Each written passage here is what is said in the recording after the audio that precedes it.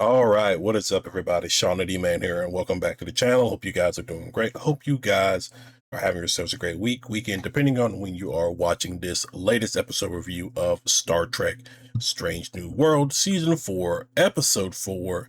And this was a pretty interesting episode. It was okay. Um, so far with Season 4, it's starting to feel a little bit like Season 3, where there's not really an overarching um storyline. It's just kind of like episodic type of episodes and things like that. So some's good, some's bad. Like I liked episode 2 of the series so far, the Griffin incident. Episode 1 was pretty good. Episode 3 was fine. So episode 4 gives us this noir 19, maybe 20s, 30s, 40s style of look, where Enterprise is being sent to Matar to grab a probe that has kind of like ventured into Klingon space. And so now, since Enterprise can't really enter Klingon space, Pike sends M'Benga, Uhura, and Una on a small shuttle to retrieve the probe, bring it back. But unfortunately, it causes a little bit of situation. They're able to get the probe working back and get it back to Enterprise. However, there's a Klingon D7 sitting right there, so they have to take refuge on the planet. Now, the entire episode is in black and white, so it does like this noir style. They kind of explained it why that is the case earlier in the episode. But there's two things going on with this episode. You have the main plot, which is what's going on Matar, with a Klingon occupation, and then you have La'an, kind of, I don't want to say doubting herself, but she is kind of being a little paranoid. At least Spock may feel like she's being paranoid, because it kind of like did this last time on Star Trek Strange New Worlds. It kind of mentioned the episode where they were all turned into Vulcans. I thought it would have been more along the lines of what happened for episode 1, potential that primordial era of them being in, reinvigorated some genes that were like stored in La'an. Doesn't seem to be the case. Seems like they are reverting back to when they were Klingons. But the probe, I want to start with the probe, because that was kind of like an easy thing to like discuss. The probe, La'an and Spock are checking it out, and I think La'an said the probe was in Klingon space for 160 hours. And so it's long enough for it to be sabotaged. Now, Spock, on the other hand, does not think that is the case. But, them examining it and things like that, there's a loose data chip or data disk, which triggers like La'an to like really like look more into it. And she goes around trying to figure out what is the case. She even comes across Scotty and Ortegas hanging out. They both seem to have lunch together. They both had a Cuban sandwich. But ultimately, we also get that Vulcan cadet Asha, I believe that is her name, the Vulcan from the first episode.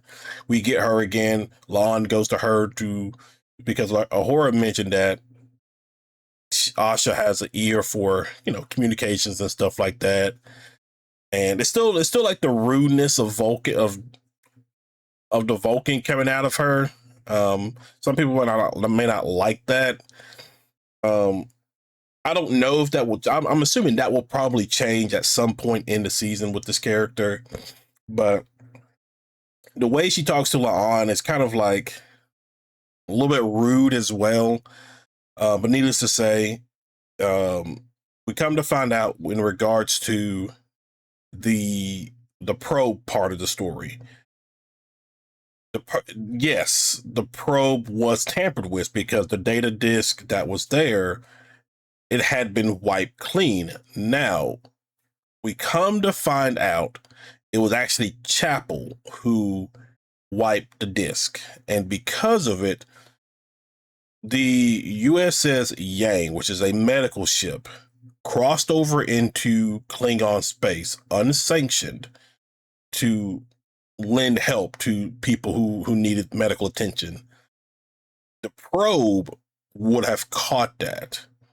And so it would have been a massive issue, because if the Klingons got a hold of it and they saw that this Starfleet medical ship crossed into their territory, it could have reunited the war. And also, if Starfleet would have got their hands on it, then people's careers could be over. And Chapel served on the Yang, and so the captain asked a favor of Chapel to retrieve it, delete that information so it doesn't fall into either Starfleet or Klingon hands. And Chapel's like, people shouldn't be punished for trying to do the right thing and lend help to those who need it, essentially. So that's basically it. And I'm curious because La'an goes to report to Pike, about the probe. No, nothing like that. Did you? She was like, Scotty and Ortegas were friends, but Pike mentions as La'an is leaving, if a report is further needed, you know where to find me. And I'm curious on because I feel like Pike would know. I feel like he probably knows about it, at least about the Yang. But I could be wrong. But I feel like Pike would know. It always seems throughout Starfleet, Strange New World, Pike knows things before, obviously, the rest of the crew does. And then it just feels like to me in this situation, Pike probably knew about the unsanctioned medical ship, the probe, and all that kind of stuff. So that is plot B of episode 4. Plot A revolves around Matar. So Matar, like I mentioned, it is a Klingon under Klingon occupation. There is a resistance that's there. They're planning on uprising against the Klingons' occupation. But being led by someone called Nivet. Now, Nivet is essentially a doppelganger, and Benga mentions this at some point in the episode 2, talking about like how the vastness of space, is surprised we haven't, run into our doppelgangers at some point. Because there's always people out there that, like, even in today's world, where you have it to where people look just like you. You may not be related to them or anything like that, but there's a striking similarity between you and somebody else out there in the world. Like, you have a doppelganger.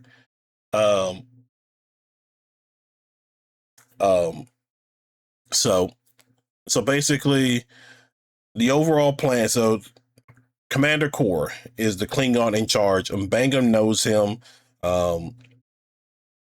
And so gets a little dicey, trying not to draw attention to yourself, because you're not supposed to be there anyway. And if they know that you're there, that will cause a massive issue. Now, Navette was the one in charge of this resistance movement. She was the nucleus of this movement. And so throughout the episode, we are seeing kind of everybody has to play a character. Unfortunately, Uhura gets captured and essentially gets interrogated by Commander Kor, but luckily Mbanga and Una are able to get her out. But before they get her out, she's able to listen in on the Klingons' plan. So at the beginning of the episode, as the shuttle is flying through the atmosphere, they kind of like penetrated a energy shield. The shield worked as kind of like an early detection system. However, from what Uhura has gathered, that Klingon D7 is bringing more supplies, and it's going to strengthen that force field. Once it is strengthened, anybody trying to enter or leave the planet, I don't want to say planet. I think at least Matar. I guess more like Matar.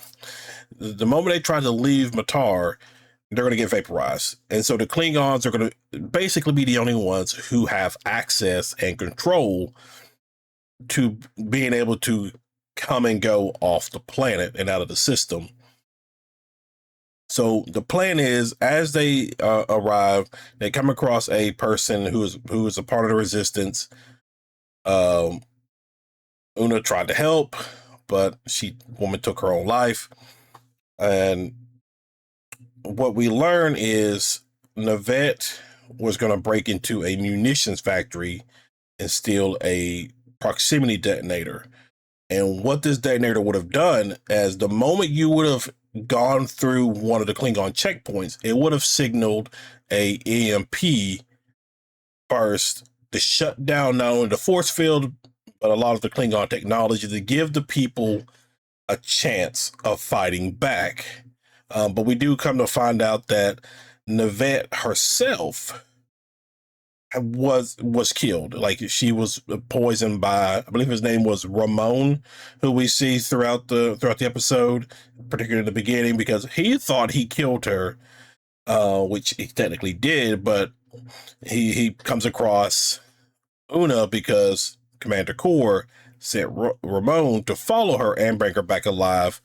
But Una is able to play this into her hands, because the issue with the detonator was the moment you walk through the gate, it would have gone off. It would have activated. So the Klingons, the Klingons would have known who was responsible for doing this, and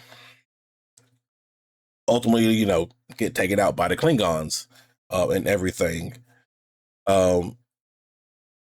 And so overall, they're able to, because Una slips the detonator into Ramon, like while they were just tussling and things like that. She's able to slip it onto him, and because she knew he would run to Core to let him know, and ultimately it worked out in their favor. They were able to get the shields down. We kind of see, as the shuttle is leaving the planet, you see all the different ships jumping out of the system, because there was, if I say his name right, J-Lim, who swore his life to the resistance, to Navette, because Navette became like a second mother to his daughter after his wife was killed early on in the war. And Navette made sure that Emma, which was the daughter, was able to get off the planet. And since then, he had dedicated himself. And so Una encourages him to now be the leader that these people need if they're wanting to fight back against the Klingons, because obviously the Klingons they're going to retaliate. They're going to do it swiftly. They're going to do it brutally. And so hopefully, they get a good fighting chance of, making it out of there and things like that. But overall, pretty okay episode. It's probably, I feel like there's probably not going to be like an overarching story, maybe towards the back half, because we only got 4 episodes left, right? Because I think, let me see,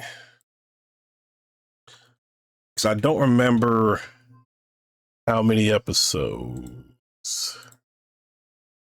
I think there's 8 or 10. It's probably 10, I think.